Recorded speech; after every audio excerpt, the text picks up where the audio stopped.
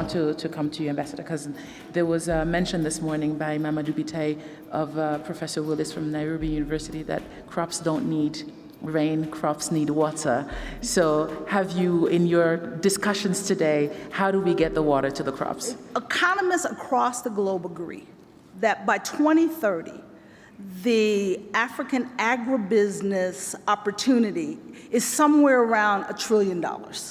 This is at the same time that 80% of all of the agriculture produced on the continent is now today produced by smallholders who are impacted by climate change, more erratic rains, lack of access to seeds and tools and finance.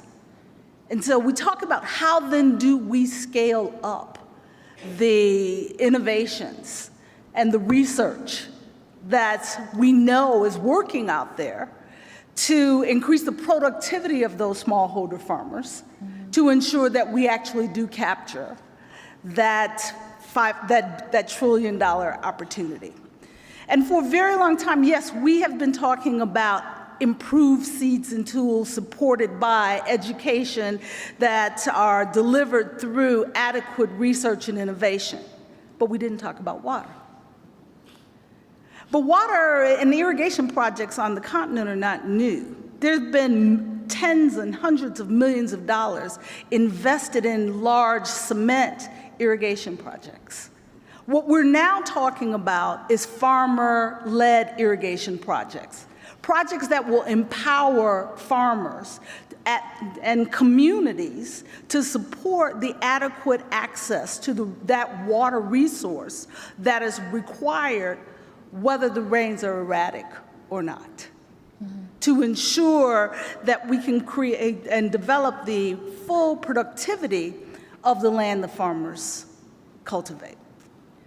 And when we talk about empowering farmers, I look at this panel and I smile because we must ensure that we are empowering women, farmers, not just those in the field, but those across the entire agribusiness system.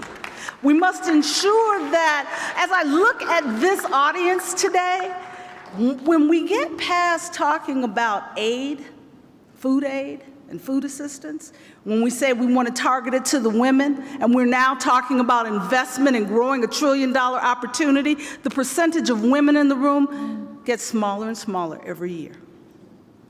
And we must affirmatively go out and identify women leaders and include them in this conversation at every level to ensure that as we are developing the plans as well as the investment policies that are necessary, that we are including the 50% of the farmers on this continent who are the women. Absolutely. Innovation and technology are key to addressing the issues related to irrigation or providing water.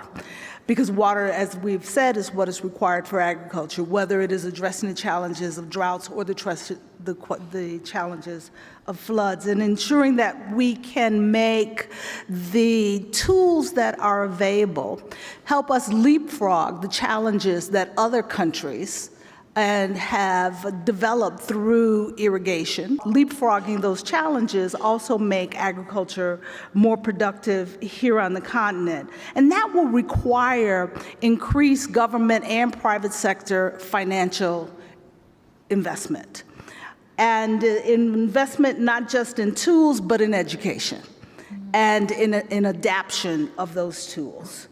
And the reality of it is that if we want to ensure that we are achieving the SDGs and we are making the smallholder farmers more resilient, that it will require the type of collective action from the parties that you've heard from here today, private sector, institutions, government, civil society, academia, as well as the farmers and community. And with water, this is particularly important because one of the challenges that we have with water is that the community of agriculture and the clean water, what we call the WASH community, the water, sanitation, and health communities, don't talk to each other.